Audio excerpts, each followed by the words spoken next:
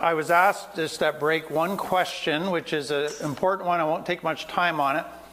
About 15 years ago, they found what they thought was a gene that set people up for being an addict. I don't know if you were exposed to that, but it was people with this gene had a 4 times greater chance of becoming an addict. What's really fascinating right now, and again, it's a lot of Gabor-Mate stuff, but it's what you need to understand is the world of this trauma research is just exploding. There's now national childhood trauma stuff. There's adult trauma. So PTSD we've been hearing about. Now there's complex PTSD, and that's the latest. But the research did this. It said that your DNA actually changes when you're under severe trauma. So you can get a gene that will develop under severe trauma. So if you think of it in terms of coal versus a diamond. So coal and diamond are basically the same as far as their makeup, but under severe pressure, the molecules realign and out comes a diamond. And so it's like God built into nature the very thing that happens when a person goes through trauma. So that has caused that idea that you're genetically predisposed and therefore you can't help it. No, it's the trauma piece that predisposes you. So if you're within a family unit of 4 kids, not all the children end up being ADHD. Exactly. Why? That's what we're coming to right now. So are you saying there's no genetics involved? No, there isn't. Well, it's, again, the trauma changes the kid. And so that can, so some addicts will say the first time they picked up a drink, they were addicted. So that's where that comes from, that thinking. I would say from my understanding of it, it's still in debate and research is happening on just what's this genetic piece? Is it just a trauma thing that creates the genetic, or is there more there? And the twin study showed that 40 to 60% susceptibility to addiction. They took one, exactly. This twin was raised in a lovely family, had all lovely supportive needed. This identical twin, same DNA over here, was in a dreadful family. Okay, so let me show you. So it's 2 things. Well, again, but I'm going to show you in just a minute. That research is changing too.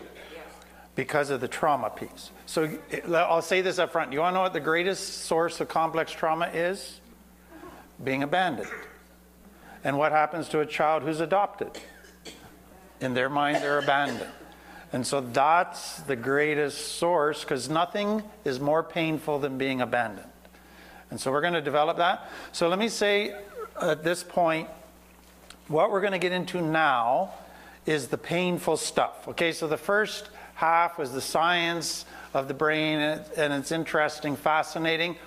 But now you're getting to the core stuff about what shaped who you are. And this can be painful. So I'll let you know up front. So the research, Dr. Gabor-Mate said in his mind, 100% of addicts have complex trauma. The research that just came out 2 years ago has refined that to say 97%. Have complex trauma, and I would agree with that based on my years in working with clients. So in other words, it's almost a given that if a person's an addict, they come from complex trauma. But complex trauma is a very hard thing to get your hands on. It's a slippery little fella. And so that's where a lot of my work has been, is trying to define what is it that constitutes trauma for a child. Okay, so that's what we're going to develop. So hopefully as we go through it, it'll make sense. But what you're going to see that with complex trauma, it really has 3 big profound effects on a child. Number 1, it affects how a child sees themselves. So if a child is put into CFS because mom's an addict, they're abandoned, the child says it must be my fault. I must not be a good enough, lovable kid. So it shapes their self-perception. So they end up with what we call shame or very low self-esteem. Complex trauma is the shaping force in that. Secondly, it affects how they cope with stress, with life situations, with problems. And we talked briefly about that. And then it shapes how they go about relationships. What they're seeing now, and we talked about this a little bit in the first, is it does affect your mental health. But do you realize that now they're saying that diabetes, cancer, heart problems, in many cases can be traced back to childhood trauma. So the cost to the medical world in taking care of people out of complex trauma, they will develop physical health problems because of the amount of stress that they were under. So it affects your autoimmune system, it affects how your organs operate, it has a profound effect on every aspect of the person. So there I talked about in the first half, so I won't go through it again. And that's just the stuff now that they're saying is part of the mental health issues. A new kind of 20 years ago, kids got diagnosed with ADD, then they changed it to ADHD, so attention deficit hyperactivity disorder. The new buzzword or new diagnosis fad for kids is ODD. Do any of you heard of that? Oppositional defiance disorder. So it means basically the kid's a little rebel. He's a defiant, stubborn kid. And we'll explain that, the SAFT, because it's easily understood. Once you understand complex trauma and how kids get it, they become oppositionally defiant. And that's their way of trying to survive. Okay, just let me say again, much of my work has been saying, okay, how does complex trauma happen? And then how does that affect how a person lives? And so I've created a list of 50 different characteristics that come out of complex trauma. Only one of those characteristics is addiction. 49 are other things, and many of you might see yourself or your spouse or your children, so there may be elbows flying, and I will try to ignore some of that. But I want you to kind of get an understanding. So trauma we've known about for years, okay? So there's just a definition, an event that a person perceives as being both dangerous and beyond their ability to handle. So the key idea is danger, they don't feel safe, okay? Because they can't handle it, they fear they will be hurt or die or go crazy. So that's a definition of trauma. Up till a couple years ago, our focus in trauma has been one event trauma. A car accident, a rape, a wartime scare, seeing a buddy die, all of those things, one-time events. Then they began to realize there's more types of trauma than just a single event. So they called the one-time event simple trauma. It doesn't mean it's not bad, it's simple. It means simple is one. And then they go, okay, what do we call the other? Complex, more than one. And that's all that means. I don't like the term complex because people go, this sounds like it's complicated or whatever. It just means ongoing environment of not being safe. And so the result of that is living constantly in an environment where you don't feel safe. You always are in fight-flight mode, okay? So you're walking on eggshells. You're always on guard to make sure that nothing's going to come at you to hurt you. All of that becomes your approach to life. So hypervigilance, always on guard. Okay, if a child is too little to fight back, which they are, if they're too little to flee or flight, they're left with a third option, which is freeze. And that is shut your emotions down. Because emotions make life painful. So try not to care. Harden your heart. Don't care about anything. Just go by whatever as your kind of your mantra in life. But just freeze everything up. Emotions are bad. Emotions get you punished. Emotions get you made fun of. Try not to be an emotion person. And so that is how that begins to happen. Now let me take this a little bit further.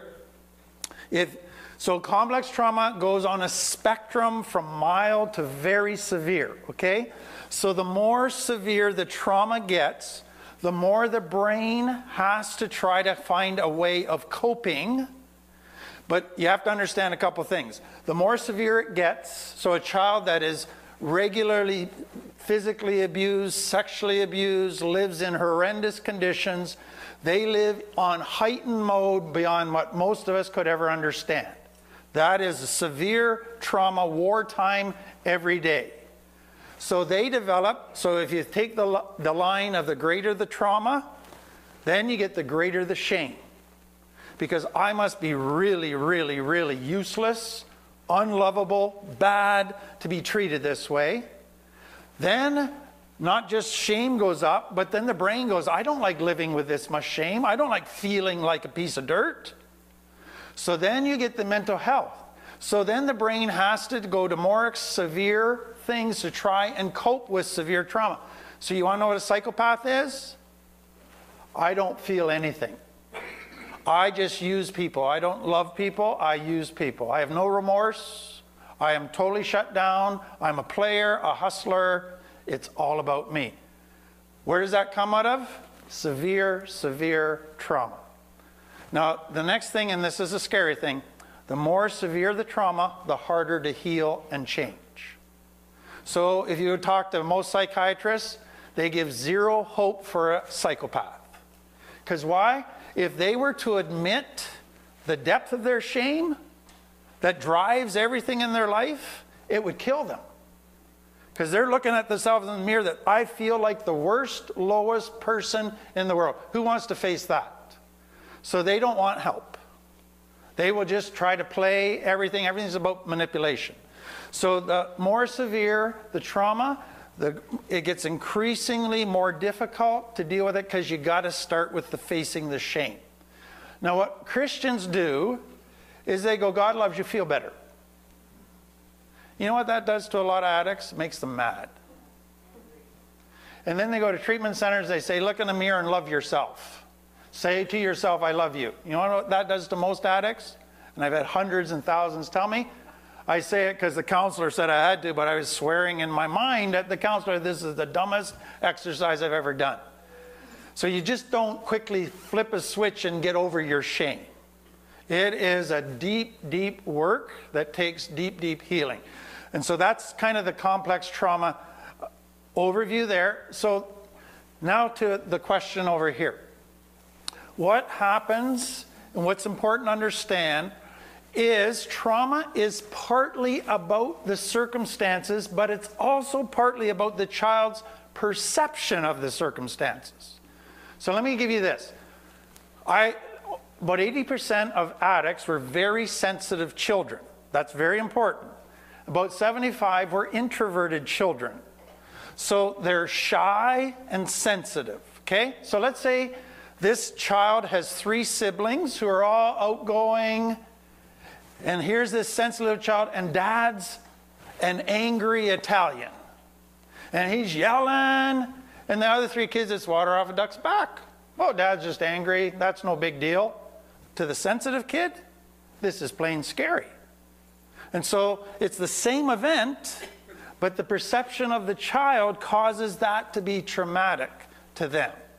Okay? So that is part of this whole complex trauma discussion. It's hard to put numbers on that, but it is part of that. And so that, again, is something that you need to be aware of. The other thing is, for most kids growing up in complex trauma, they thought they were in a normal family. They thought every family must be like this. And so their brain develops the sense of what normal relationships are like, about how you interact with people, how you deal with problems, and they learn by watching, and they develop what they think is normal. And then they go to a friend's house and nobody's yelling at anybody or throwing things, and they go, you got a weird family. What's wrong with them? And all of a sudden they got to rethink their normal. Or they watch some of the family TV shows like My Generation. You get Leave It to Beaver, and then Along came the Huxtables until Bill Cosby got in trouble and all of that stuff. But that was their idealized picture that this is what a perfect family looks like. Okay? So that's important to understand. Okay, let me take it one step further. I get this all the time. Isn't every family dysfunctional? And doesn't every child have trauma? Okay? No. So here's what is key. So the word dys in Greek means pain. So dysfunctional family is a family in pain. So what people think is that every family is dysfunctional in that they got problems. And then the opposite of a dysfunctional family is a normal, perfect family. Nobody's perfect family, so we're all dysfunctional. No. What you have is dysfunctional versus healthy. So a dysfunctional family is this. They inflict pain and never resolve it. And they don't know how to deal with pain when it enters the family system. So pain becomes the thing that marks them. Kids swim in pain with no solution. A healthy family, the kids get pain, but the parents help them resolve it. The parents give them the tools. It's a safe, nurturing place, so it's healthy. It's not perfect. They got problems. They inflict pain once in a while, but they own it. They apologize. They change. So complex trauma comes out of dysfunction. So with people growing up in dysfunctional families, are they scared of finding like a solution to their pain? Yes. Yes. They don't know how to deal with that emotion. Exactly. So what you're going to see is that when you take complex trauma, the key defining thing is fear. So it's the fear emotion ramped up. So the child lives in fear. But what's important to understand is that a lot of it is subconscious because they've shut down their emotions. So they're trying to act all brave and tough, etc., like they're not afraid of anything. But if you could get them to be honest for a minute, subconsciously they're full of fear. And if you analyze them, every decision they make is fear-based. And so now when it comes to recover, they have to face something new. Well, every complex trauma person hates change and hates the unknown. Because if there's change or the unknown, I could get hurt. So I want everything to stay just like it is, so they become control freaks, so that I never get hurt again. So now you're saying I have to change and enter the unknown if I'm going to get healthy? And that's not happening, buddy, because now I got to trust you, and I don't trust anybody, that this is going to work and I won't get hurt. Ain't no way. And so overcoming that fear is the hardest first step, because everything's about fear and protection. Does that answer your question? Okay. Did you mean they become control freaks? If I can control everybody in my life and all my circumstances, then I can make sure nothing bad ever happens to me. But basically, to be a control freak, I got to turn into God. So I got to control my kids, I got to control my environment. It's all about trying to protect myself because I'm afraid of getting hurt. And that's why fear-based religious delivery comes. Exactly. Righteous Christians who think they're doing the right thing and whacking sinners in the head with an angry God is going to make someone like you just described say, Exactly. you. So that's tomorrow afternoon. So churches, so let me say this. Families of complex trauma, they may have violence, but how do you motivate a child to want to obey? In a healthy family, you love them. You set healthy boundaries. You reward them. You build intimacy so they want to do what's right. That won't work in a complex trauma family because there's anger and hate and all of that. So how do you get your kids to obey? Fear. So now you're adding fear purposely. If you don't do this, and then it's heavy-handed, harsh discipline. What is scary to me, and I was saying this to Mary Charlotte, is to look at the churches in our country today. How do they motivate Christians to obey? Fear. Churches have become dysfunctional families. And that... Yes, not all churches. Not all churches, but many churches. Thank you. Because that is a fear-based thing. So let me ask you this. If you're a parent, what works best in the short run? Fear or love? Fear always works best in the short run. Love works best in the long run. But if I want instant results, fear will get me the instant results. And so if you ask a parent in a complex trauma family, give up fear, start loving your kids. No way, then they won't obey me. Now I can control them with fear. And so the danger is that slides into the church, and people have to portray a concept of God as that angry, judging person as a way to keep people on the straight and narrow. And it might get instant results, but it backfires in the long run. Okay. So let's go into the degrees of trauma. Now let me just add this part. A lot of clients will come to me when I teach on complex trauma and say, aren't you blaming my parents? And I'll say yes and no. And it's tricky because your parents, yeah, they did this. But what you have to accept as an addict is you started doing it to yourself. So you got wounded, but then you wounded yourself by your decisions in response to your parents. So I'm not trying to blame parents. I'm just trying to help addicts understand how they ended up where they are. Understand the influence. There's also the, I really think you should not put enough importance when you're dealing with a parent that perhaps has addicted children. Guilt is a huge waste of emotion, number one, the parent, and number two, that parent is a child at one point. Exactly. Trauma was inflicted on that parent and so on, and so you've got a compounded, complex trauma. Exactly. That goes back into generations. Yeah. So, I was going to talk about that a bit later, but I'll talk about it now.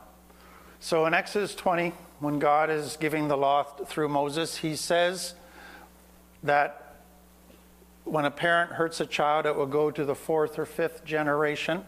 And that's been, sadly, in my mind, kind of spiritualized. Like, the parent has no options here. Your kid's just not going to turn out. When you look at that passage through complex trauma and understand what God is really saying is this. Parents have the most power of anybody in the world to influence the next generation. If they hurt the child, that's a negative influence.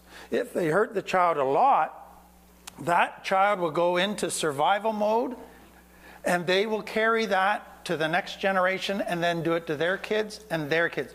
So God's point is this. Once you get bad parents who are wounding their children, it takes 4 to 5 generations to turn that ship around. And he's trying to say to parents, understand the power of your influence. That's what those verses are about. Because you have so much power, you can destroy children for 4 to 5 generations.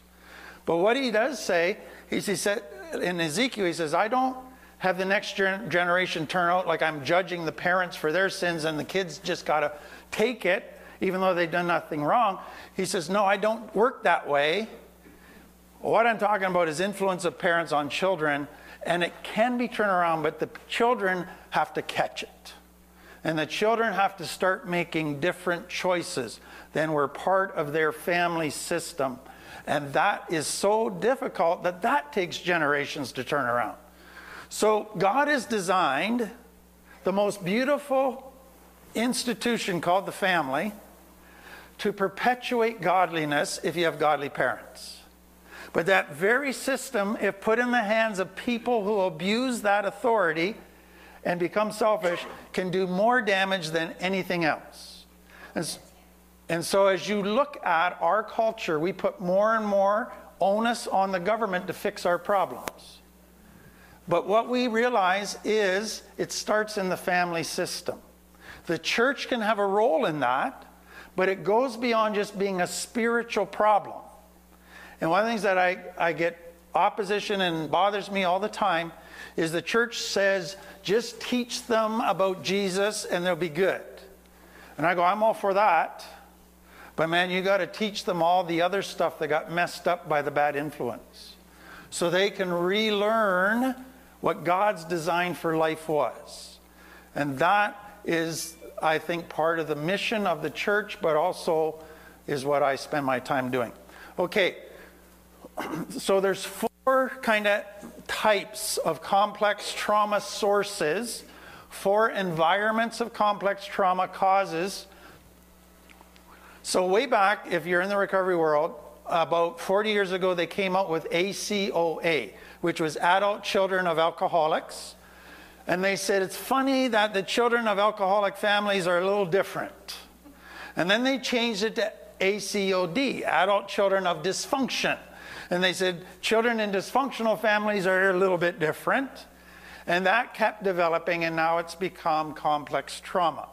So at that time, the whole focus was children that grew up with addicts or dysfunction where there was abuse. And so the idea of abuse was basically kind of the only understanding of trauma. And so that was physical abuse, sexual abuse, but it goes way beyond that. I ask clients all the time, what hurts more, physical abuse or emotional abuse?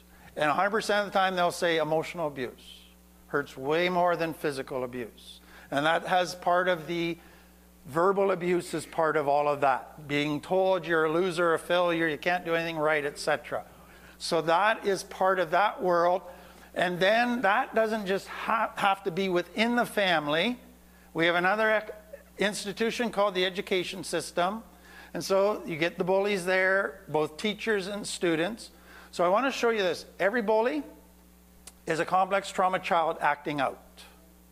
They got so much anger inside, they can't take it out on their parents, so they find somebody weaker and they take it out on. Another interesting fact, children of complex trauma abuse animals, whereas children from healthy homes don't abuse animals. And so that's sometimes the first place they vent their anger is to weaker animals, okay? So abuse, we all get that. And abuse can be very severe to mildly severe. Another part with that is the dictator parent. The family where it was dad's way or the highway. It was his rules, no compromises, no negotiation. And if you break a rule, you're going to get it. So it was a military type family. That is part of that abuse world as well. And we're going to talk about tomorrow spiritual abuse. Now, I would say probably only about 10 to 20% of the addicts I work with would have spiritual abuse. But that we think of most easily in the cult setting. So what's the cult setting? The leader of the cult is the father. It's his way or the highway. And if you don't agree with him, you're ostracized, you're punished, you're told God is angry at you. And so what they do is they twist the Bible and they bring God in as a big club to get people to obey. That's spiritual abuse. You can never challenge the authority. You have to believe what he believes, and you can only show the emotions that he allows you to show. And so that is huge, but it only ends up about 20%. What about the absent parents? Okay, that's where we're coming to. Yeah. Okay, so the next one is abandonment. Yes. Death of a parent. So it's not that the parent wanted to abandon the child, but from the perception of the child, they were abandoned. Okay? So what abandonment does is this. I now have to face a big bad world all by myself. And I don't have the skills to do that. And it's a dangerous, scary place.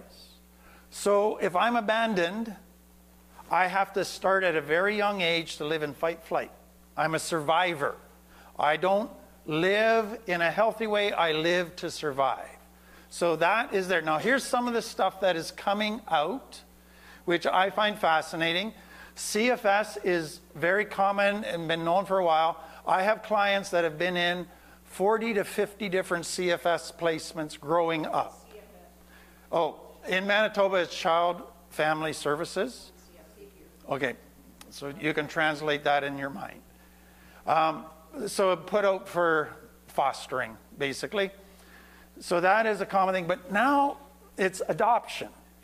So this is a real tricky one. So let's say a child is adopted at birth into a loving family.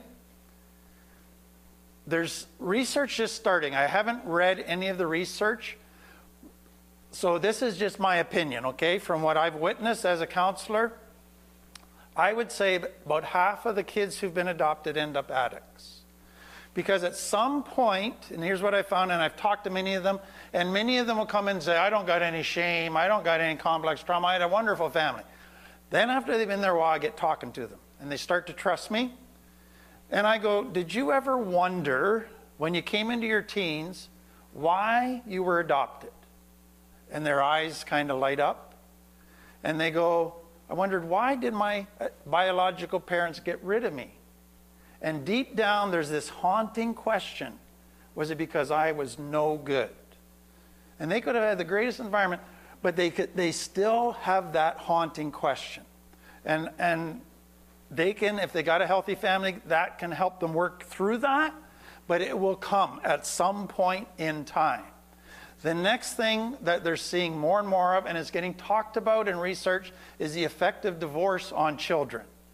So they might still have both parents in their life, but they do feel abandoned somewhat, but it goes further than that. Part of two parents that love each other is the stability and security of their world. Their world is safe because mom and dad love each other and love them. When mom and dad are apart, their world becomes unstable, insecure, and that's the trauma part that's there. So that is becoming a bigger thing. So now over 50% of marriages end in divorce. So you can think of just the complex trauma ripple effect that comes out of that. Okay, now we come to the more subtle ones. Neglect. I have many clients that were raised where dad made a six-figure income, they lived in $1 million home, they were in every sport, had the best clothes, the best toys, and they end up addicts. And they come to me and go, how come? I had a great family. And I go, you had a great family as far as meeting your physical needs, but did your parents meet your emotional needs? Oh, now it hits them because they go, Dad was never quite there for us. If we were crying, he'd just say, go to your room, because it made him uncomfortable. If he was busy and preoccupied because he's a workaholic, he was reading the paper or working on stuff and half listening to us. And so we always felt like we were a bit of a burden, that they didn't really want to be with us. They weren't passionate about being with us. They tolerated us. That creates trauma. Because now I don't feel passionately loved. I then feel like I'm a burden. That means something's wrong with me. Because mom and dad are passionate about other things, way more than me, but why not me? Okay, now it goes to a subtle part. Chronic illness and mental health issues in the parents create complex trauma for a couple reasons. Number one, it's not predictable.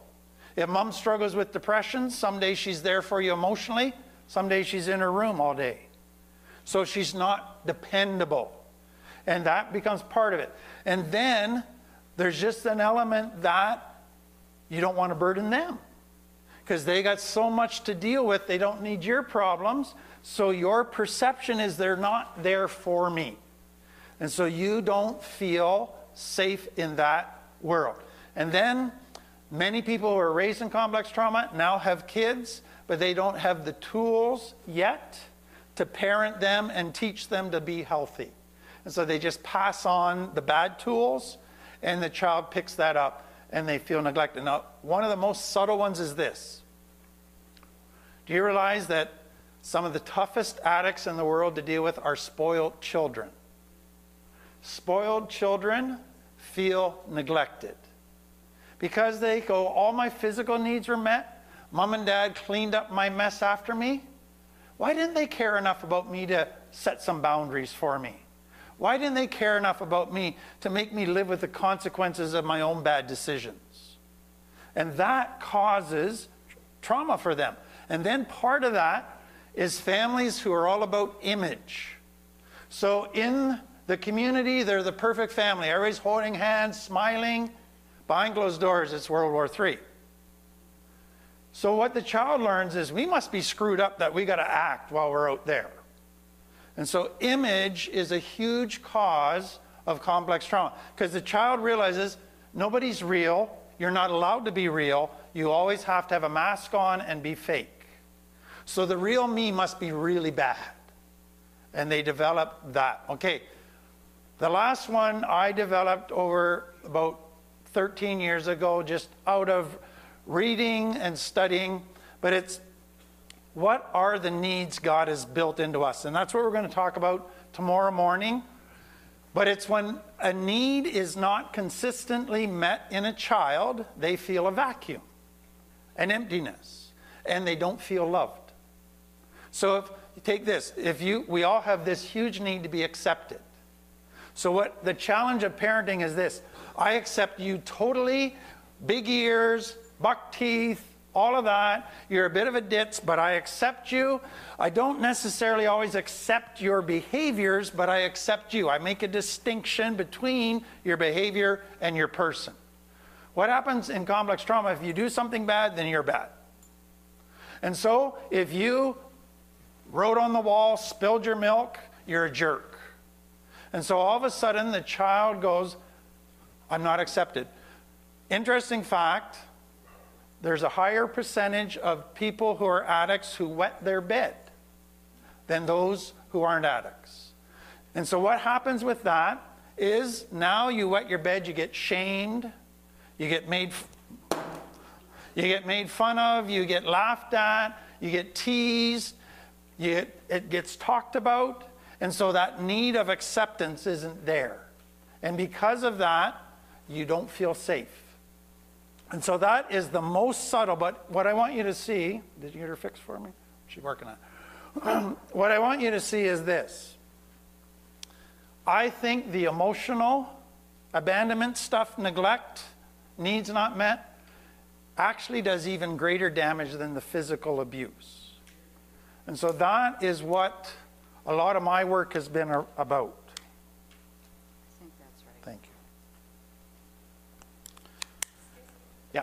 I remember somebody saying to me once, if somebody breaks my bone or burns my arm, I can point that out. Exactly.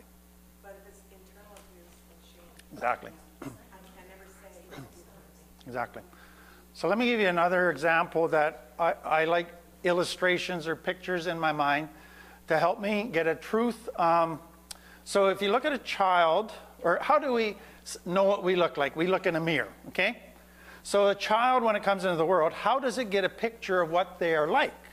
Not just externally, but internally as well. They look at God mirrors, and the mirrors are mom and dad. And so it's what do mom and dad say to me, and how do they treat me? And so as a child looks into the reflection of what mom and dad reflect back to them of themselves, they start to get a picture of who they are, okay? So if mom is always neglecting them or getting angry at them, dad is always hitting them or getting drunk, they are getting mirrored back to them, something's wrong with you. Okay, so let's take this further so you understand how difficult this is for them. In Winnipeg, we have every year an exhibition where they have all the rides and all of that stuff, and then there's the House of Distorted Mirrors, okay? So let's say you're 6 feet tall and skinny, but you go into a House of Distorted Mirrors and you look in the mirror and you're 4 feet tall and 4 feet wide, okay? So picture a child in a complex trauma family. They grow up with distorted mirrors only in their family. So every day they look into the mirror of mom and dad and they're 4 feet tall and 4 feet wide. And that's every day they see that picture. It's reinforced, reinforced. Let's say when they get 16, they're over at a friend's one day and they see an accurate mirror on the wall and it shows them to be 6 feet tall and skinny. What are they going to say? Something wrong with that mirror. So I ask clients all this time, and Christians, you need to be aware of this. An addict will come into the church here and you go, oh, I like you so much. Do you want to know what the addict hears? Wonder what they want. They wouldn't say that if they really knew me. They're only saying that to be nice. So what just happened? Everybody that's an accurate mirror, they see as a distorted mirror. The only mirrors they believe are the ones that say you're useless, you're no good, you're a loser. And so they have to quit trusting the old mirrors, believe that they're distorted, and start believing these new mirrors that they don't know that they can trust, God included, that they are actually a beautiful person. Wow, that is a huge stretch for them to overcome. And so that's just one of the challenges that you're going to face. So I think we'll just continue after lunch, and we're going to get into what does this complex trauma then do in the brain. Now, if you looked at the schedule, we're supposed to go for 2 hours now, take a break and go for 2 more. I always tell clients so I teach every morning almost at React, and I tell them, I see it, I'm pouring water into a cup. Once that cup's full, I can keep pouring, but nothing's going to be kept. So what I'm probably going to do is we'll see how it goes. We'll take a break, have a second half, but we'll probably be done early because I think your brains are going to be well past the saturation point. 2 things I just want to mention quickly. One of the things that I've learned over the years is when people come to listen to me, especially if they're addicts, is they will listen to me at a bunch of different levels. So one level is they'll think of their childhood. Level 2 is what's going on in their relationship right now. And number 3, the damage they've done to their kids. So they're feeling guilt, they're feeling pain, they're feeling all kinds of conflicting things going on. So that's kind of what I'm aware of is happening in some of you. Others of you, you just kind of think of it as information and it doesn't really go beyond that. But for many, this affects them at different levels in very powerful ways. One other thing, somebody asked me, what happens? I know I have some complex trauma. I just don't exactly know what caused it. And what I tell clients is, don't worry about it. Eventually, you might figure it out more clearly as you get more self-awareness and understanding.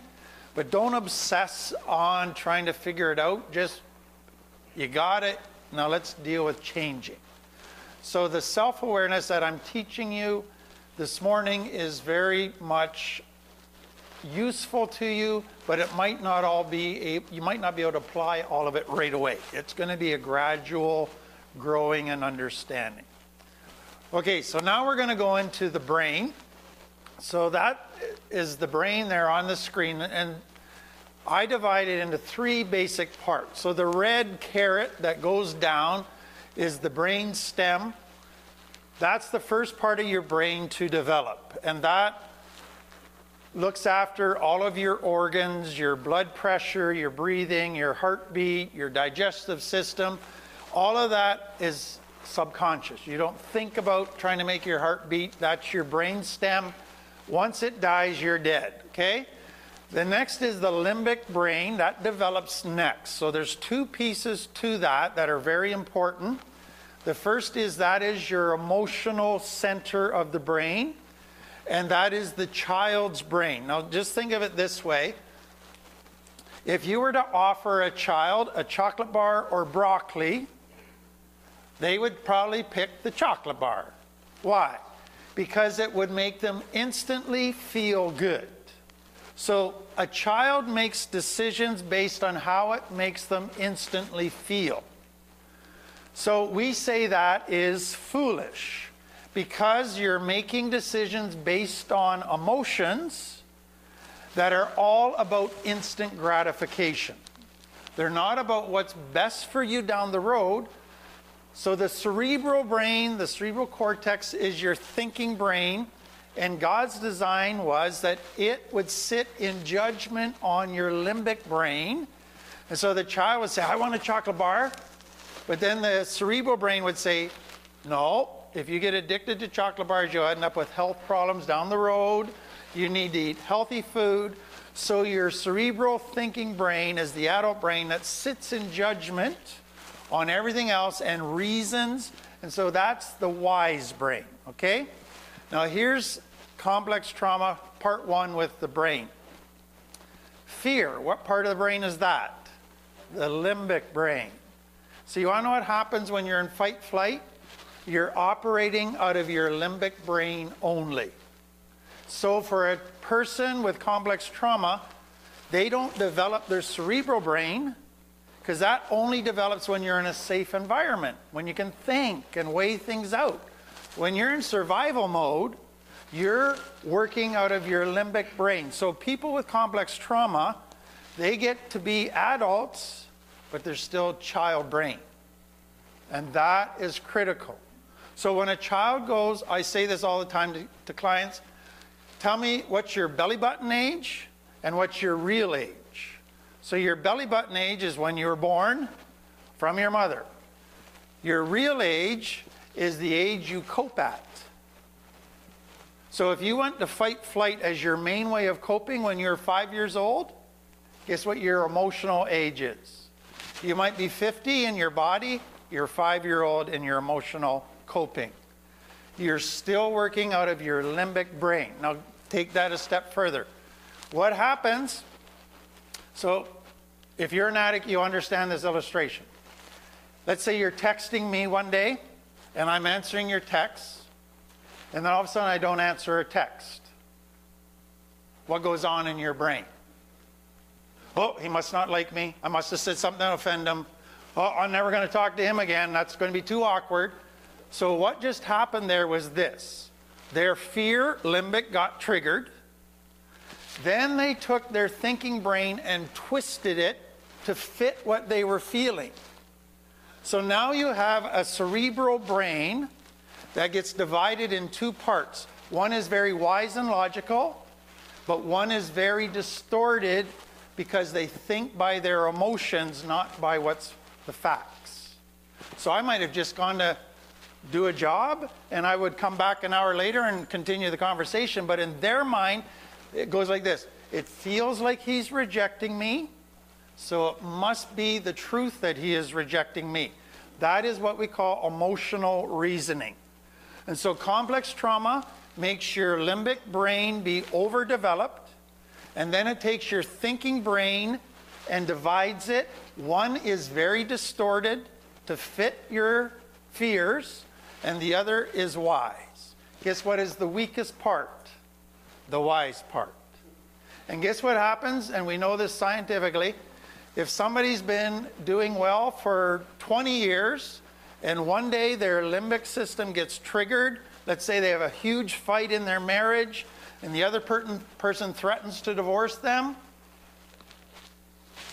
they get a shot of cortisol, which I'm going to talk about, and cortisol shuts down your thinking part. So what it does for a person in danger is we don't got time to think right now. We got to react. We got to be in survival mode, fight, flight. Don't think. That'll just get you in trouble. So cortisol actually shuts down thinking. So here's what happens with clients all the time. They got 5 years clean. They've been doing well, developing their cortex. One day they get triggered, and they go back to their limbic brain. Their cortex shuts down, and they go, it's like I forgot everything I ever learned.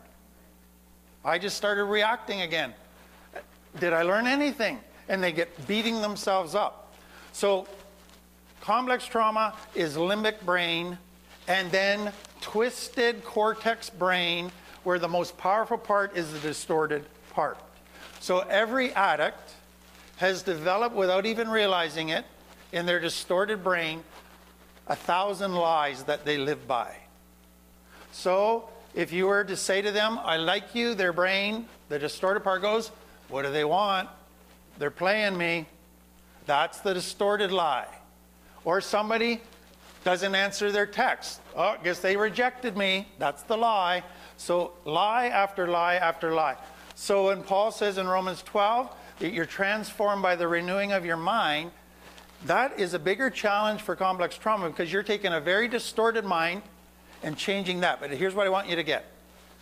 Do you realize in the distorted mind, every person they tried to reach out to be a friend, got rejected? Their history is, if you try to trust people, you will get let down. That has been proven, 100% proof. They have got years of evidence that you can't trust a soul. So now you come and say you need to have your mind renewed. But I got all the facts. I got evidence, years of evidence. So the illustration I use with clients is this. Let's say you're a kid on the roof, I'm your dad, and I come out and say, jump off the roof, I'll catch you. And you jump off the roof and I don't catch you.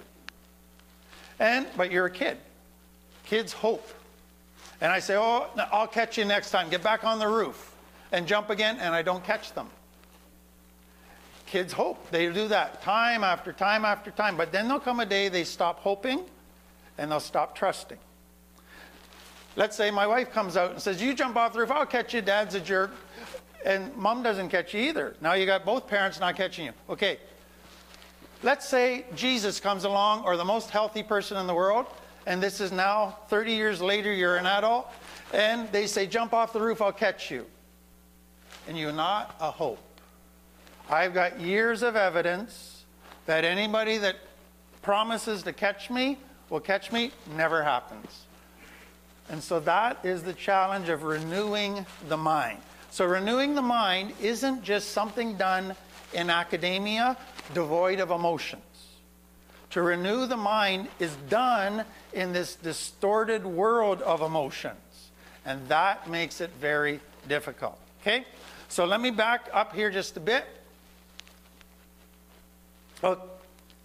Okay.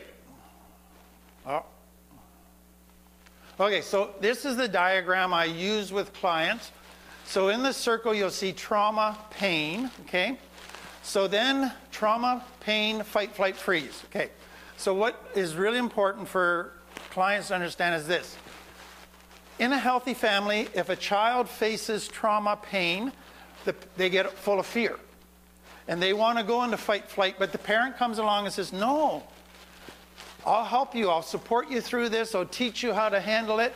And they walk through that circle, and they come out the other side stronger, more mature, with a greater toolbox.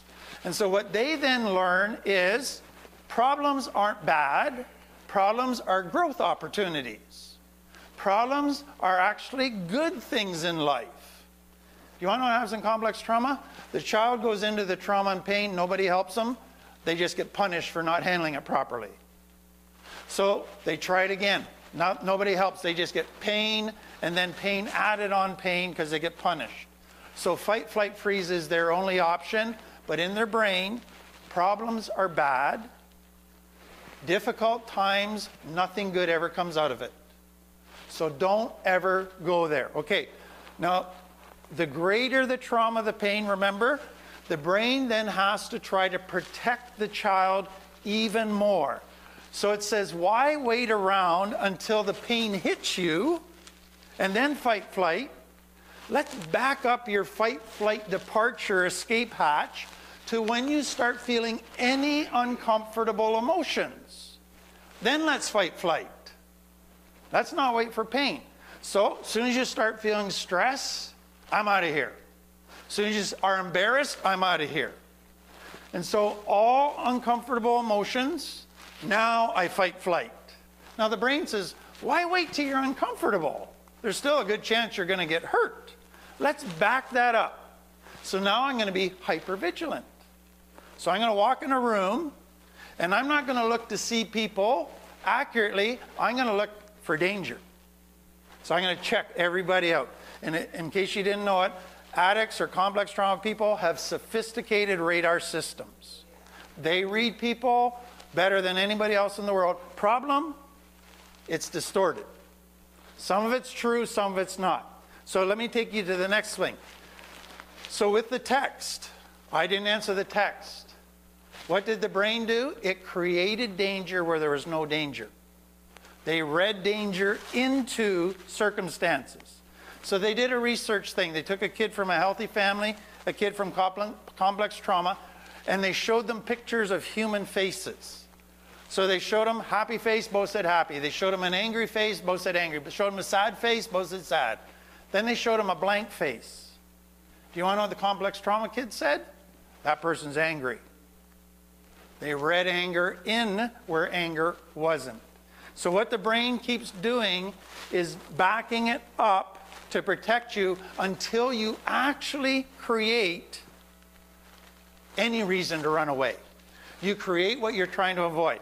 So another way to say this, I say that people with complex trauma awfulize everything, or they jump to worst case scenario.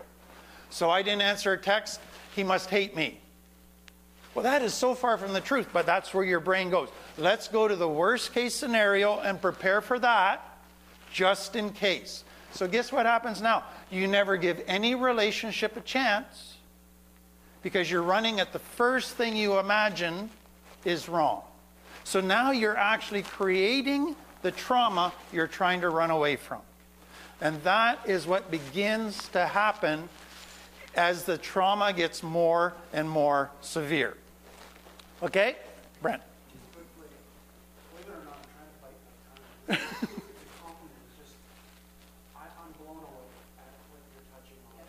What came up for me is I often hear, people who myself relate, but their patients and whatnot, is things get well quickly. We were just talking about sabotage. Right. Right? And so, but I've always kind of had the mental model, it's just like, I know the crap of dysfunction that's more familiar. Right. So I'm just thinking out loud here, but that's probably rooting a lot of trauma where it's like the unknown. Okay. Yep. So I'm going to come to that in the 50, but let me give it to you now. Okay, so the worst thing for a kid from complex trauma is to have everything go smoothly. So they've lived their life waiting for the other shoe to drop. So if things are going smoothly, just wait, something bad's going to happen. So guess what happens when they get into recovery and they start healing? Things start going smoothly. Their relationship's better, they got a job, they got their kids talking to them again, and their brain subconsciously is going, this is going to blow up in my face very soon. You know what? Let's just get it over with. So let's create chaos.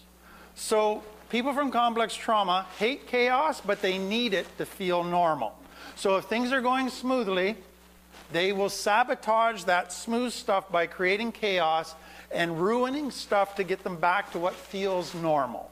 So it becomes a self-defeating loop that feeds off of itself. And that's very, very difficult.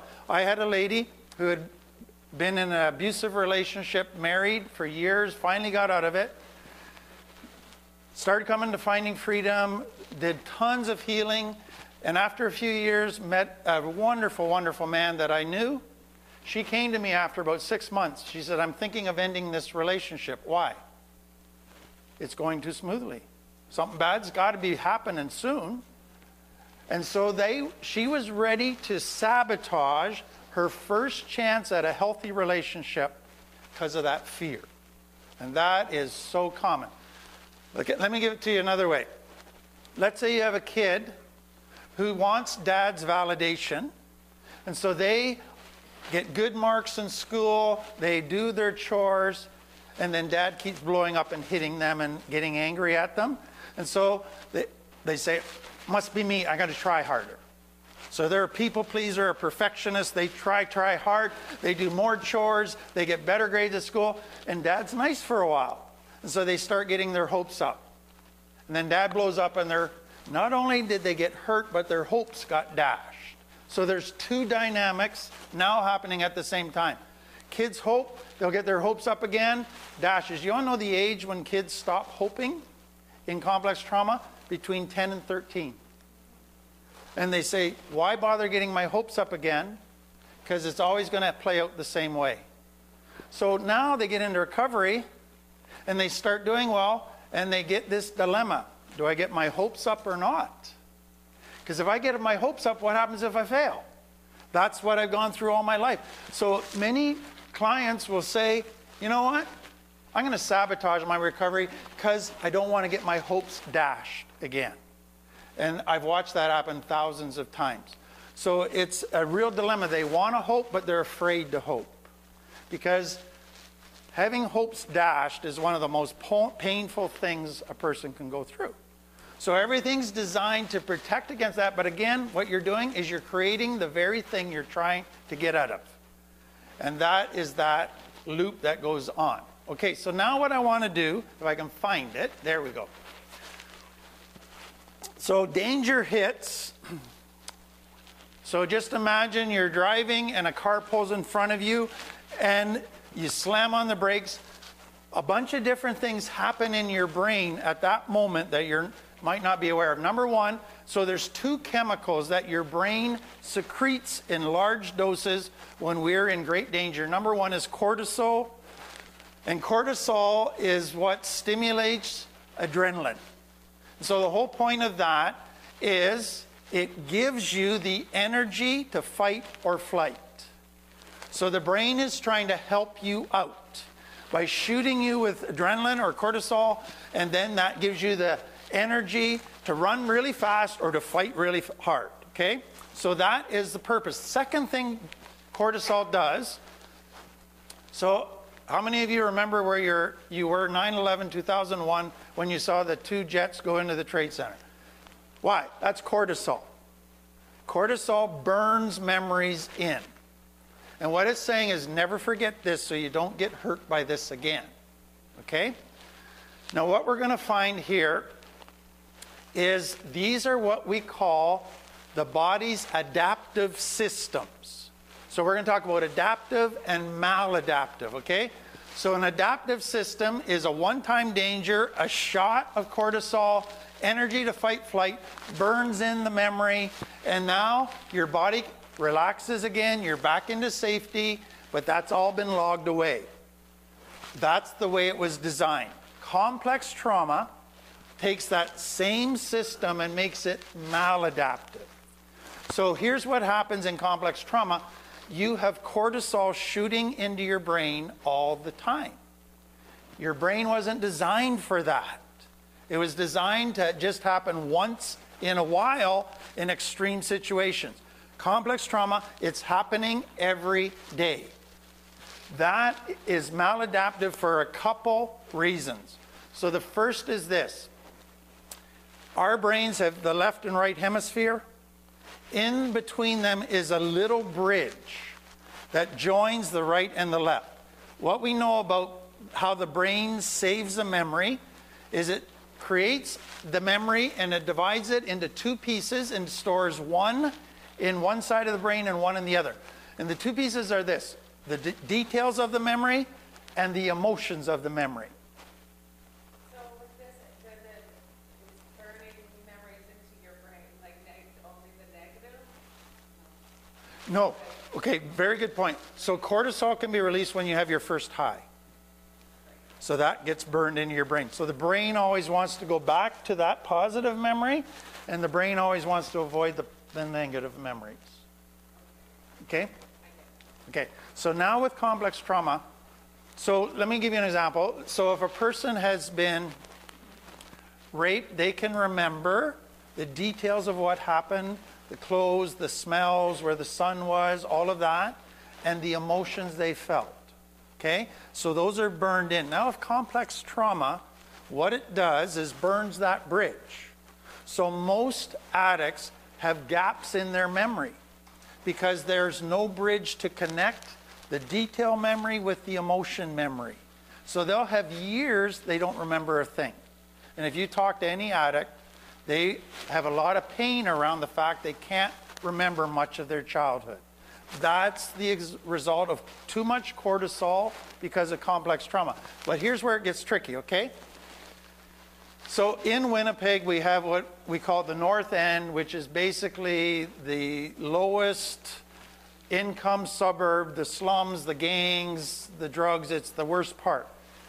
What can happen if a person grew up in the North End, let's say, and complex trauma is they don't have a lot of memories of the North End. But if I was to drive them into the North End, they would start getting fidgety. And they're just ready to bolt out of the car. They don't know why. They have no memory. But the emotional memory is still awake. And it's triggering them to fight, flight, but they have no understanding of why. So what people say to me sometimes is, why do I have to worry about dealing with my past? And I say, well, if you don't, it still triggers you. Now here's the other flip side of that. You will get some people with complex trauma that you say, tell me about your childhood, and they'll go into great detail, but it's like they're reading from the encyclopedia. Blah, blah, blah, this happened, this happened. There's zero emotion. So they got the details, they just don't catch the emotions. So they're reading these grocery lists, but it does nothing to them. So that's the two things that can come from the cortisol burning that bridge. So here's the good news. Once a person's in a safe place, the cortisol stops pumping. The bridge starts healing. They start getting memories back. And it's almost like God designed it is, I'm not going to let you have those terrible memories until you're in a place where you can actually handle them. Because to give them to you when you're not in a safe place would just drive you further into fight, flight, freeze. So once you're safe and growing, I'll release those enemies as that bridge starts to heal. Now that's wonderful news, but it brings a downside. Because many clients say to me, I don't know if I want to remember. It might even be worse than I thought or imagined. I'm scared to start getting into that can of worms. So you have to be very, very careful of not trying to get them dealing with memories till they first have the support and the tools to handle the memories. Otherwise, it can just drive them right back into the problem. Okay. Next thing, so that's the cortisol. Okay, so I'm going to jump back to here. So you see where the FFF goes down at danger at the very top of the line. If you were to make a great big circle there, that's the trigger, and that the greater the danger, the greater the cortisol. So what happens in that nanosecond when cortisol is released is this massive escalation of emotion and energy.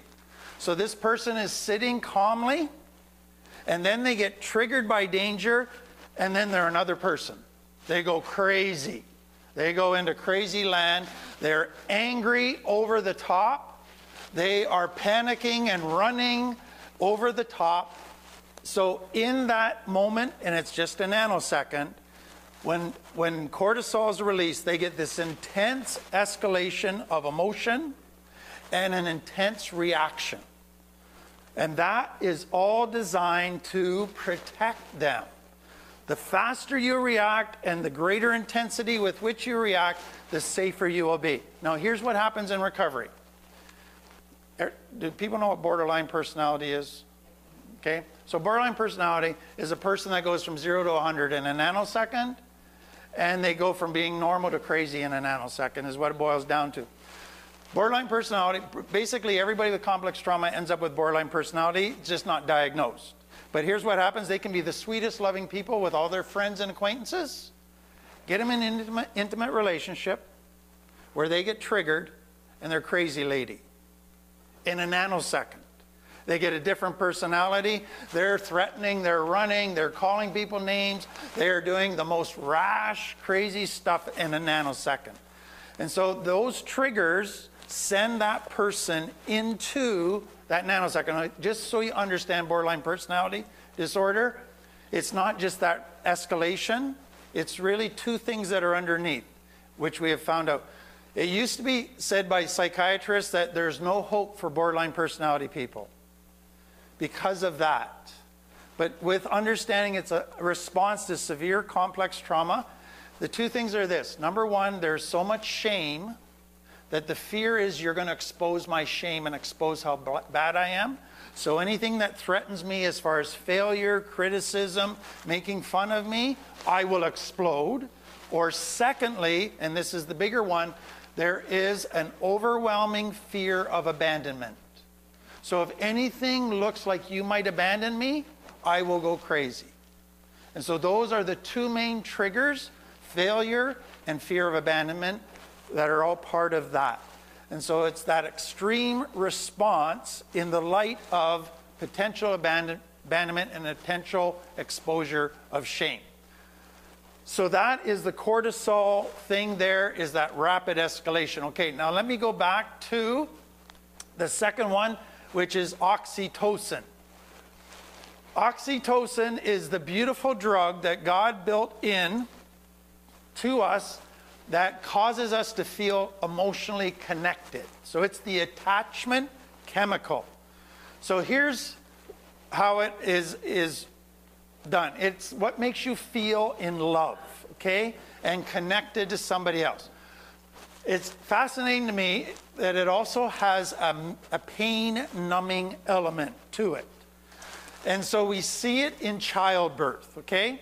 So if you think of, if God didn't give us oxytocin to numb the pain and to feel connection, and you had a little person going down this little wee hole and ripping the inside of you apart and causing you pain, when they came out, you'd murder them. Because there would be zero love for them. There would be only anger and hatred. So God introduced oxytocin, which helps with the pain. And then when they come out, you go, oh, I love you, and you hug them, and you're the sweetest thing. That's oxytocin talking. And then, so in childbirth, oxytocin is released in huge quantities in the woman's brain.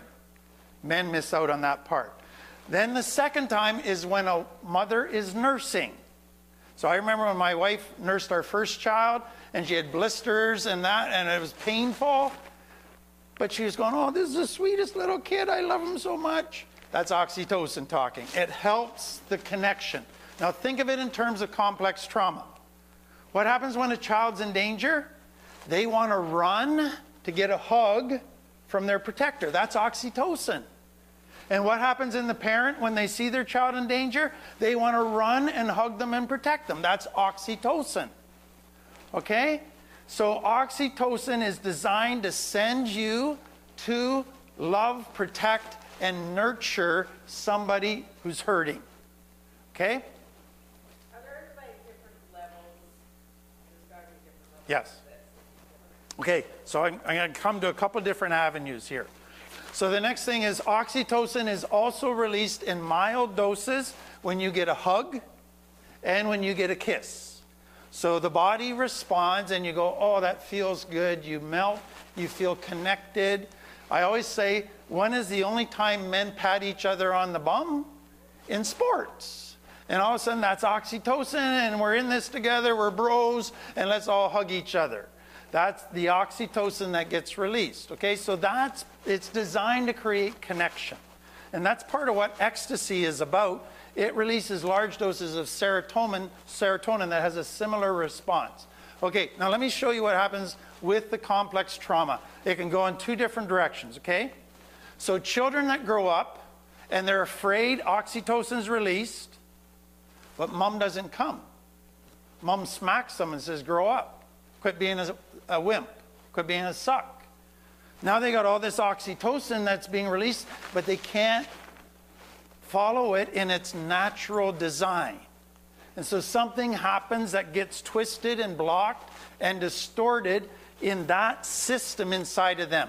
And so what can happen in some cases with women from severe complex trauma is when they have their own children, they feel no connection. Because that system's been so messed up. But then there's another thing that can happen. A child that's basically living with an oxytocin deficit.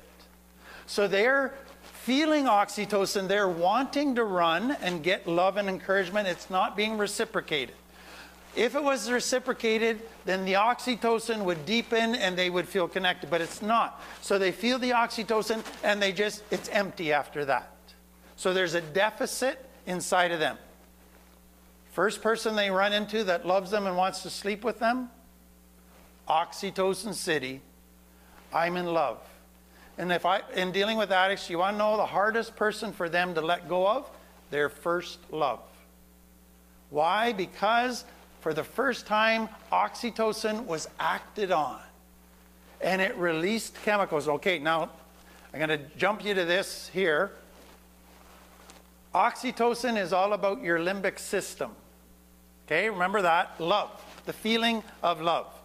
And our culture's made billions off of what I'm going to tell you right now.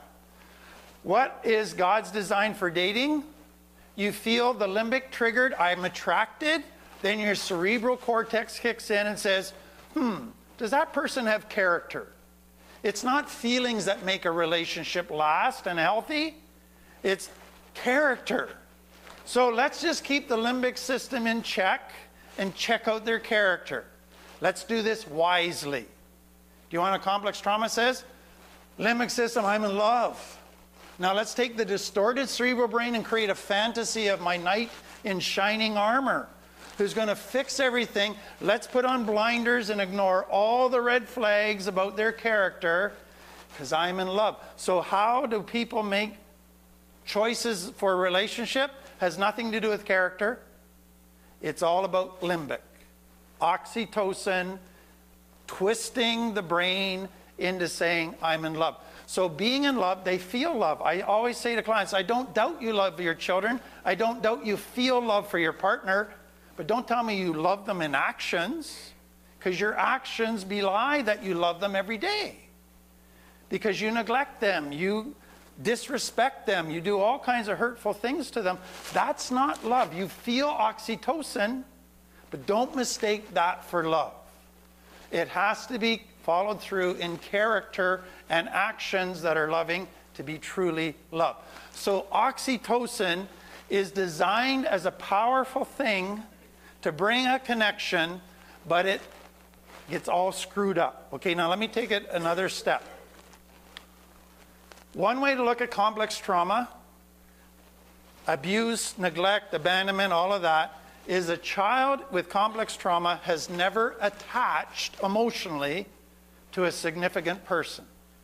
So a complex trauma never truly connected emotionally with mom or dad. So they've always felt alone. Nobody wants to connect with me. That's part of what's going on. Mom and dad haven't followed through their oxytocin to love me and nurture me. So complex trauma is lack of attachment or connection. This is so critical for church and recovery.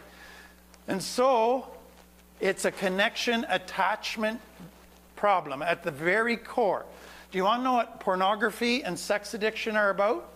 They are about pseudo connection.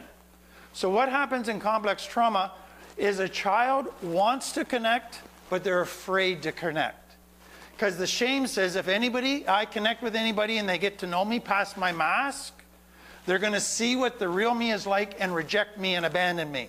So I want intimacy, but I'm afraid of intimacy. Wonder if there's any fake intimacy around that gives feelings of intimacy, but not the openness of intimacy. So guess what bar rooms are all about? Superficial intimacy. They create feelings of connection, but it's a millimeter deep as far as the conversations go. Guess what happens with our children today with their cell phones? They can say, I texted my friend 1,000 times today. And they go, we're so close. And you look at their text and it doesn't go below a centimeter. It's superficial. Sports is superficial connection for men. Pornography and one-night stands and sex addiction, they create the deepest feelings of intimacy without the cost of a relationship, without the cost of true intimacy. So I get sex addicts and porn addicts coming to me all the time, and they want to approach it just by, I can't look at this, I can't watch this, etc. And I go, that's all good, but if you want to deal with this addiction, you got to learn to connect with somebody who's healthy. Because you got to find out the beauty of intimacy in a healthy relationship, and then all these other things will start to drop off. You can't stop them by willpower. You have to create healthy intimacy. So again, we come back to the intimacy. Healthy relationship is so crucial for recovery. So that's, again, part of this whole oxytocin piece. Next thing that happens with oxytocin, it's like I said in the first part of our day, number one addiction beyond drugs, alcohol is a relationship. Anybody that gives me the feeling of being loved, I've become addicted to. Because I just say, keep telling me, keep making me feel in love. Because when you've got so much shame and never felt love, anything that feels like love is great. Now, understand then, abused women and abused men in abusive relationships, they will stick in them, not because it makes sense to stick in them, to us, but to them, that little few crumbs of positive, loving stuff makes it worth it. And so they don't think they could ever get somebody who would love them consistently. So put up with the abuse just to get a few crumbs here and there, and that gets the oxytocin going. And so you can't just go to them and say, this guy's a dirtbag, get rid of him. No, because there's still a few crumbs possible there.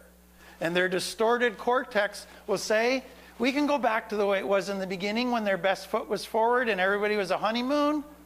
No, you can't. But that's what their brain wants to do. So oxytocin does tremendous damage as far as training them to approach relationships in a way that is eventually destructive for them. Okay? So I covered the limbic and the cerebral cortex. So what you have to understand is this. We're going to come to this trigger thing over and over again. When it comes to dealing with complex trauma, you want people to become self-aware. So there's an educational element. Then there's a therapeutic element. There's wounds they need to heal from. Stuff they've never been honest about. They need to talk about and cry about and do all of that important healing work. It's painful, but it leads to a pleasure that they've never had before when they start to heal. But then they need relationships that are healthy and a support network. And then the next one, which is the hardest, is they need to develop tools for the triggers. So here's the trick. Remember, it's a nanosecond when they're triggered? You ever tried to change your mind in a nanosecond when you're angry? Your anger flares up, and for like half a nanosecond, your brain says, don't say what you're about to say. And you're trying to rein that in and say, no, don't say it. No way. You're going to say it. It is adrenaline fueled. It is powerful, and it's reinforced. So what we're saying to addicts is, learn all of this about yourself, grow, but you're going to get triggered. And then when you're triggered, in that nanosecond, you got to choose to live a different way. And you got to choose, instead of going to the old toolbox, to go to the new toolbox. And they go, yeah, good luck with that. That is how hard it is. Because you are fighting against cortisol that has now been a maladaptive thing in your life that gives you energy to do the wrong thing, not the right thing. And you're trying to change it at that level. And that is hard. So you want to know one of the worst things Christians can do? Is to say to people from complex trauma, just get over it. Just make up your mind and stop doing it. What Christians have tried to do is to make sanctification, the process of maturity, non-messy and instant. There's a magical switch you just flip and you're holy. You want to know what it is for a complex trauma person?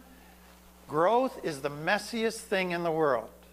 I tell people when complex trauma people come into the church, just picture these are a whole bunch of toddlers coming into your home. They don't know how to do anything. They'll make a mess everywhere. They'll fail and fall on their face. You should be okay with that. When a child is learning to walk, you don't get mad at them on the first day and say, you just took one step. Get on with it, buddy. You should have it by now. You're happy for one step. And you realize it's a slow, messy process, but they get there.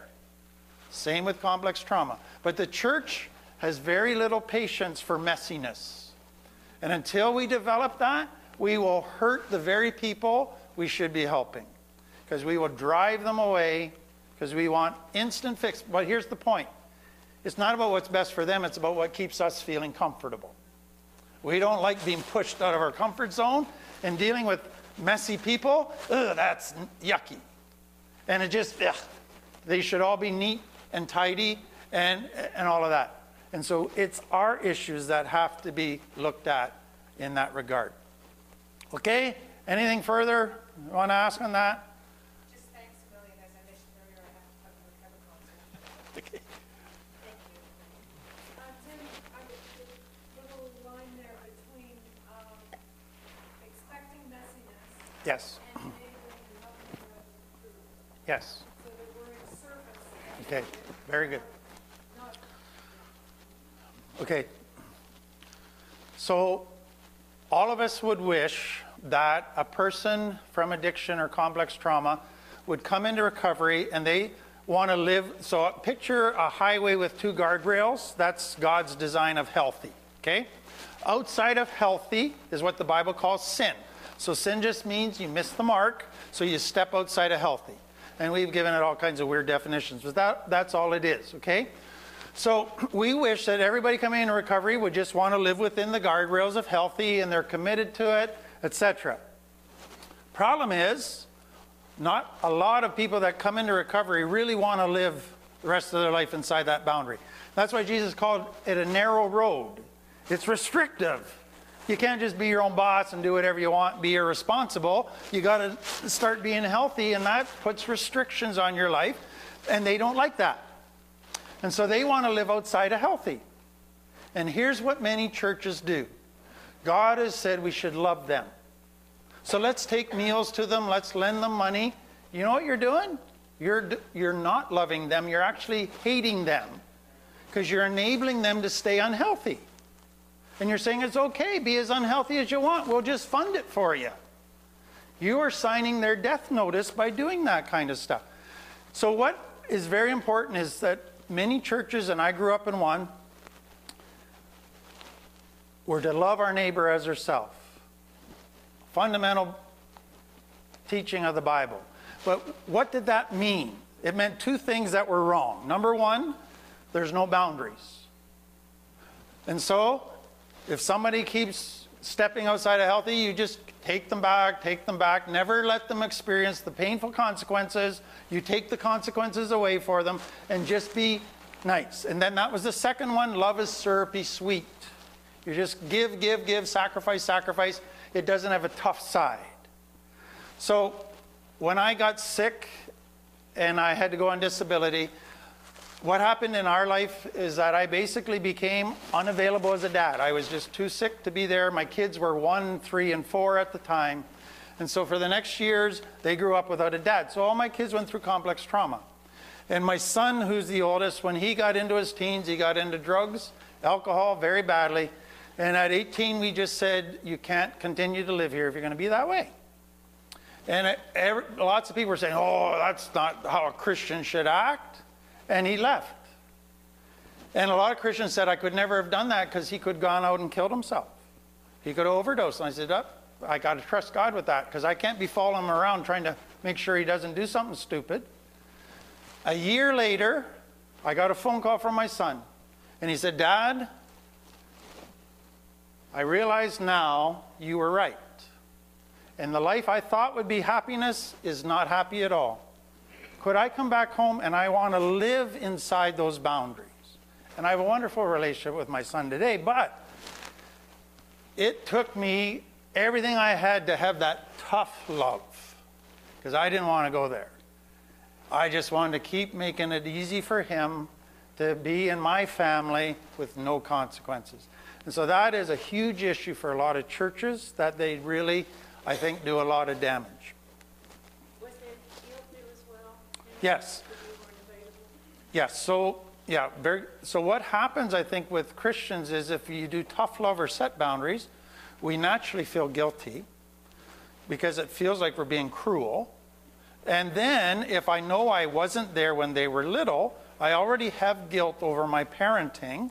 And so the number one thing that kids from complex trauma use to keep manipulating their parents to not have consequences is guilt. And parents just jump like a puppet on a puppet string. And kids learn how to use that guilt manipulation better than anything else. Yeah. Okay, so let me just do this little bit, and then we'll take a break and then go on. Back away from what we've been talking about, and I want you just to see, so we saw complex trauma comes from abuse, neglect, abandonment, and 12 needs not being met. What causes those environments to ever happen in the first place? So it really goes back to a very biblical concept, and that is God designed the family to have children, but children to be healthy need an authority figure in their life to protect them and to teach them, okay? And so there's a hierarchy within a family. What happens in complex trauma is the person in authority doesn't use their power to do what's best to protect the family.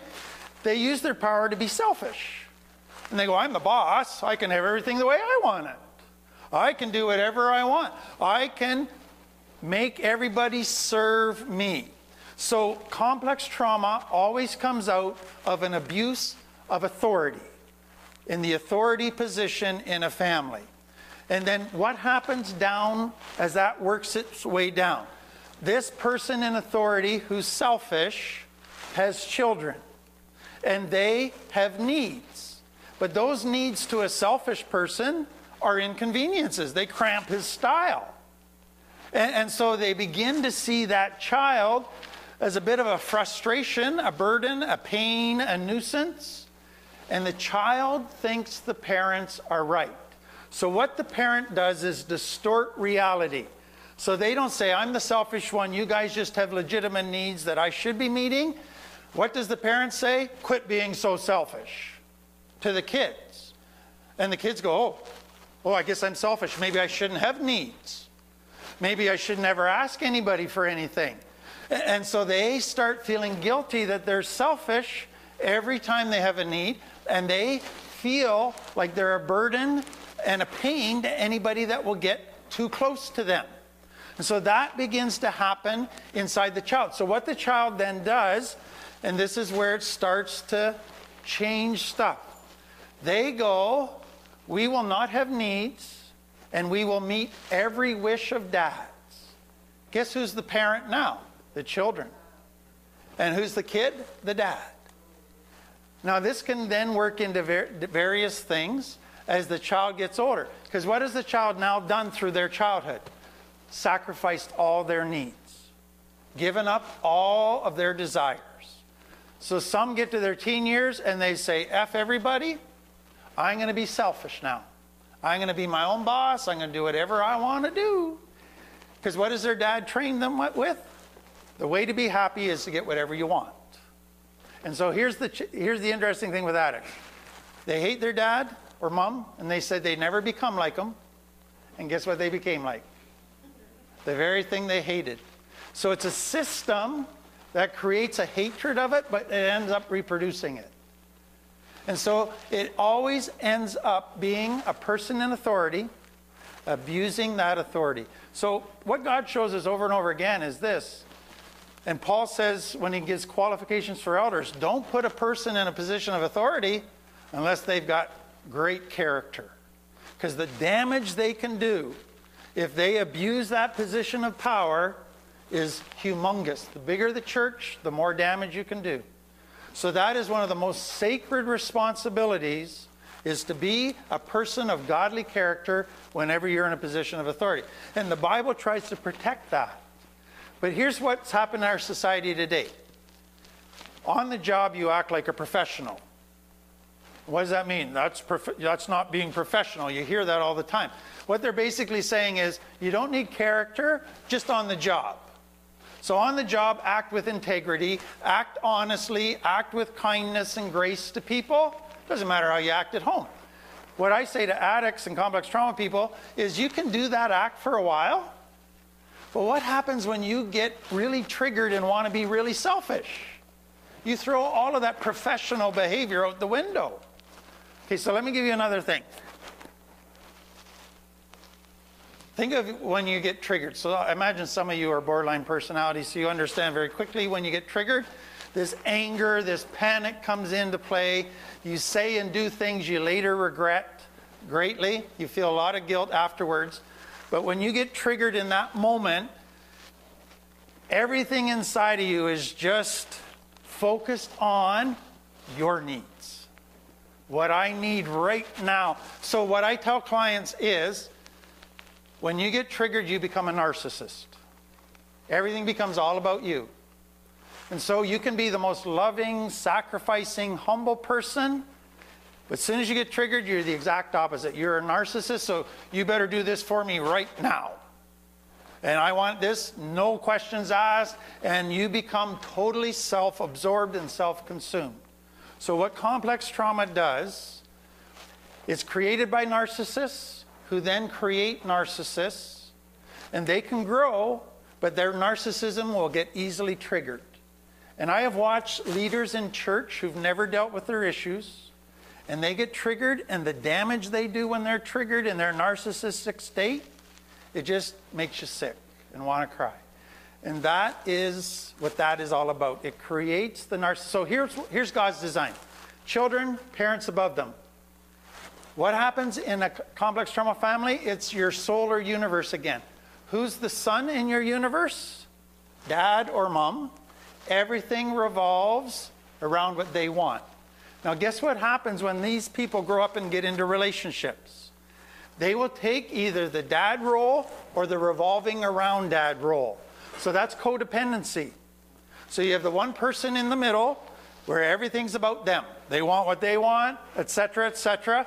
The other person thinks the way to get love is meet all their needs. Give them whatever they want. Make your life all about them. And you revolve around them. You did not make a healthy relationship. You made a codependent, sick relationship that usually ends in abuse. But that is where you take the design, which is vertical, and switch it to horizontal with something in the center and the other revolving around. And so, sadly, people with complex trauma, they don't understand healthy authority. They don't understand a healthy, intimate relationship. They only know somebody's got to be the center and somebody's got to be the outside orbit. That's all that makes sense to them. So that's how they go about relationships. And they do not work. It is impossible to have a healthy, intimate relationship when that is the model. Okay, let's take a break. Just a couple other things I want you to add to you, kind of things that contribute to complex trauma. What we know now is what is called vicarious complex trauma, and that's for people who are in the people helping business. So when I listen every day to people's trauma, it traumatizes me. And if I don't have good boundaries and learn how to rest and withdraw and detach, I will burn out, which I did at one point. And so it's become a very understood important thing that people in churches and treatment centers and the social agencies that work with traumatized people get vicarious trauma. They need tools to learn how to deal with that. Next thing, a lot of people that not a lot, but some people that I deal with did have fairly good childhoods and not really a lot of trauma. But then let's say in their teens, they had a series of heavy-duty losses or traumatic things. A car accident, friend commits suicide, parent die, sibling die, and all of a sudden they don't have the tools. And then they go into fight-flight. And because drugs are so available now, once you find drugs, it's the perfect fight-flight. And so they, at that age, got complex trauma in a very short period of time, but it sent them down the same road as everybody else. And what you have to understand is it doesn't matter when the complex trauma starts. Once you go into fight-flight, it will take you down a road where eventually you start to look like everybody else. You're doing the same stuff, behaving in the same ways, and you're ending up in the same place. When we started Finding Freedom, I said the first night, in case you think we're here to deal with addicts, everybody here is broken, just in varying degrees. We're all on a journey of healing. Okay, one other thing that I wanted to say about the complex trauma was this. One of the first clients I dealt with had a mother that blew up one time in her life, but she was only 4 years old. And that impacted her so much that every time after that, when her mom got the least little bit agitated, she got traumatized. So in her mind, it was an unsafe family. And so, but it was only one event that set in a series of a radar system that read trauma into any agitation in mom. And so that's part of what can happen. And so she ended up in addiction, severe complex trauma stuff, but it started with only one traumatic event that it changed in her mind. So those are the different kind of scenarios that you might deal with, and you kind of scratch your head at first, but then you begin to put the pieces together and see a pattern that came out of that. Okay, I want to get into the 50 characteristics. I'm not sure how many we'll get into, but I want to briefly cover this. Hopefully what you see is that you don't just fix complex trauma using one thing. There's a whole bunch of variety of things. So let me just, before I get into this biopsychosocial spiritual, what is working right now, and one of the most difficult parts is when a person gets triggered and they escalate in that nanosecond. So what are the tools to kind of pull that, to de-escalate is the word that we use. So a healthy person has what we call distress tolerance. What complex trauma does is makes you stress intolerant. So you have to develop distress tolerance, and you have to be able to de-escalate when you're triggered. So there's two skills there. So what has come out is what is known widely now as grounding and mindfulness, or mindfulness and grounding. So the focus of grounding is when you get escalated, what will help you de-escalate so you get your thinking part of your brain working again and your emotions calmed. So you can think it through and make a wise decision. So grounding can be you go through the provinces of Canada, you touch something, you smell something, you say, I'm in this room, it's this day, this is my birthday. But it's anything that will bring you back to be in the present. Because trauma takes you either to the future or the past. And you go crazy in the present and don't know how to live there. So you're grounding yourself back to reality.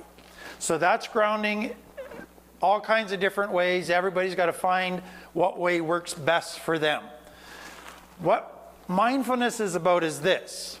So picture you go to an anger management course, and the only thing the professor or teacher says is when your anger gets triggered, count to 10. And that's the only advice he gives. What he's given you is grounding. Count to 10. But what you know if you've got anger issues is count to 10 is a joke after a while, because you count to 10 and you're still ready to kill somebody. So what you realize is not just in the moment that you need tools, you need to be building yourself up in the rest of life. That's the mindfulness. So I need to be self-aware. What are my moods today? What stresses are in my life today? Where am I at as far as my relationships? Am I frustrated? Am I fulfilled? All of those things I need to be aware of. Am I spiritually fit? Am I emotionally fit? Am I physically taking care of myself? Am I getting enough sleep? All of those things. If I'm not getting healthier there, I can count to 10 till I'm blue in the face and it's not going to work. So it's grounding and mindfulness are what really are being taught. You might be interested, it goes by the term dialectical behavior therapy, which was designed for borderline personality people. Psychiatrists said there's no hope for borderlines because there's not a pill to give them. And so what came out was this dialectical behavior therapy. So what dialectical simply means is this. Complex trauma person has two powerful forces in their life pulling them in opposite directions. So when they're triggered, they want to kill somebody, but there's still a weak force to say, I want to be healthy. So they're going in two different directions. Sounds like Romans 7. The things I want to do, I don't. Things I don't want to do, I do. And so what it's saying is, how do you get a person who's divided or split back to oneness? You got to de-escalate them and get them healthier. So dialectical behavior therapy was developed for complex trauma, and it's the only thing that is helping people outside of kind of all of this deeper stuff that we're teaching. So healing then, there is a biological piece. There's brain chemical stuff we need to know. There's physical body stuff we need to know.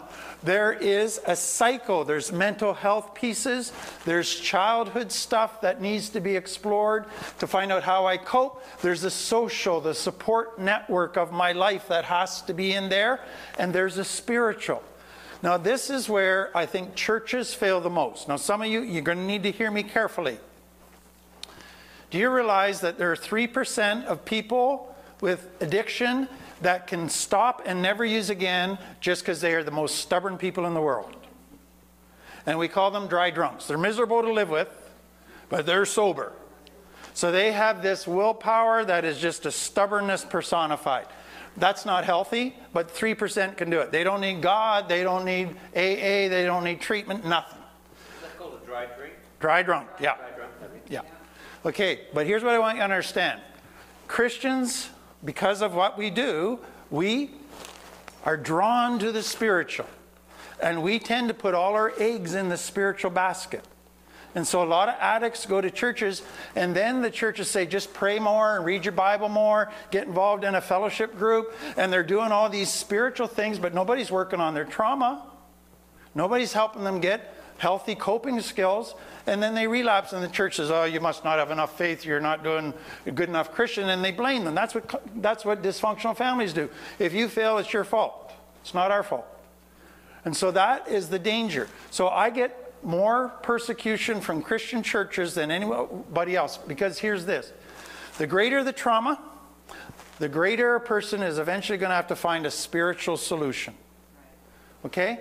Okay, now here's where you got to hear me. Do you realize that 90% of addicts don't need Jesus to stay clean? So if I start saying you have to get Jesus, I'm lying. And that's my dilemma. If I'm going to have integrity, I can say most of you are going to need to find a spiritual thing, which is going to be a moral compass. It's going to be things that help you build yourself up emotionally, feel connected, and become healthier. That's spiritual. You're going to need that. You're not going to make it without it. You might go into natural stuff. You might go into your native culture stuff. You might go into Buddhism. You might go into all kinds, AA with a higher power. All of that is a spiritual focus. Now Christians say, well, that's not good enough. And I go, but you got to deal with that. So let me give you an example. If I was a pastor and we had a bunch of people with cancer and I wanted to start a cancer support group, I could talk about how important Jesus was because they're all Christians. Okay? But let's say let's start a cancer program in the community to help people with cancer. If I went into a cancer program to the community and say, we are the authority on dealing with cancer, you just need Jesus and Christian friends. I'm lying now. I'm saying you need surgery. You need some real changes here. And so the danger we have is to put all our eggs in the spiritual basket, get it all out of balance, say it's way more important than it is, and then drive people away. So let me take that further, because this is where it gets scary. Say it again. It's like the part where you went to Cancer? from cancer. Okay, so let me add the next, and then I'll try to tie it all together, okay?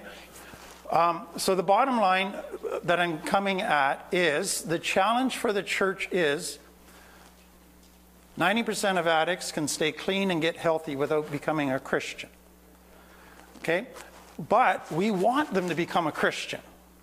Our thing, go into all the world, we want to evangelize. That's part of it. So we get really torn because we want them to become a Christian, and so we try to make it more important than it really is. And that can do damage. So here's the challenge for me. We started Finding Freedom as a support group to Christians, addicts, and I taught from the Bible, etc. But what I began to realize is they were bringing their friends who weren't Christians. They'd come once or twice and not come again. And I start asking why. Well, don't want to hear all this Bible stuff. It's too Christian. And so I did a lot of thinking, and I said, you know what? They've been so wounded by the church.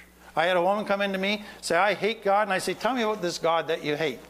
She started describing him. I said, I hate him too. She, what? I thought you were a pastor. Yeah, I hate that God. I think we need to discover the right God here.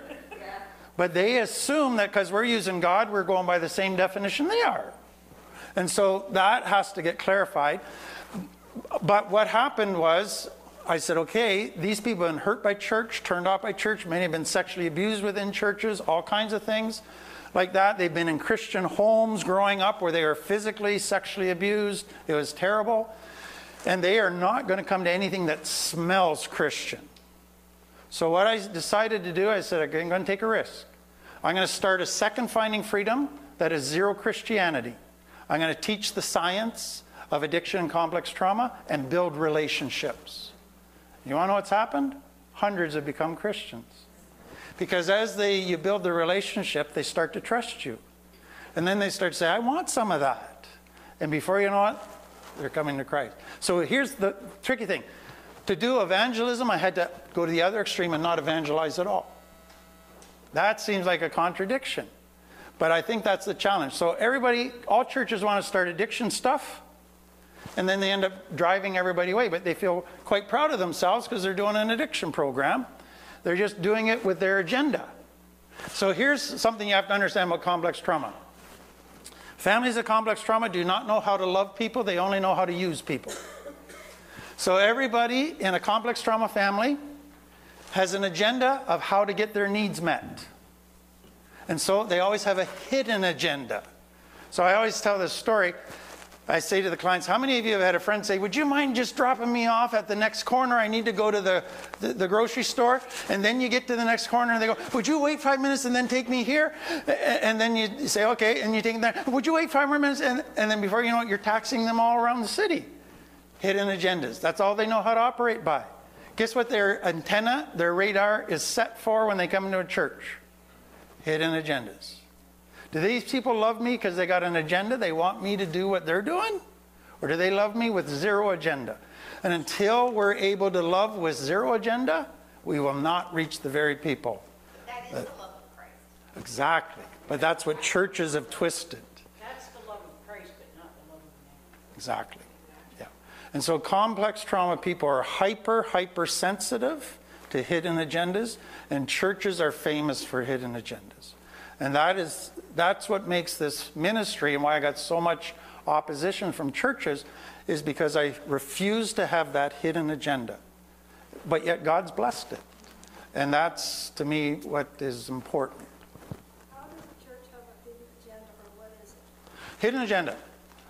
You're going to come in and I'm going to love you. And I'm going to be nice to you, but I want you to become a Christian. That's my agenda.